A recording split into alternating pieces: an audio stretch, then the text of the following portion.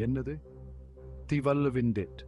Netflix தொடரை 75% அரசியல் thriller ரசிகர்கள் பார்த்து முடிச்சிட்டாங்களா? இன்னைக்கு நாம தி வல்லுவின் பத்தி பேச போறோம். நெட்ஃப்ளிக்ஸில் வந்திருக்கும் இந்த அரசியல் த்ரில்லர் உங்களை சீட்டு நுனிக்கு கொண்டு வந்துடும். தென்கொரியாவிலிருந்து வந்திருக்கும் இந்த தொடர்ல பிரதம மந்திரி பாக் டாங் ஹோ கதாபாத்திரம் வருது. ஊழல் மலிந்த ஜனாதிபதியை அம்பலப்படுத்த இவர் போராடுவார். ஆனா துணை பிரதமர் ஜங்குல் சூஜின் இவருக்கு முட்டுட்டை அனுப்பார்.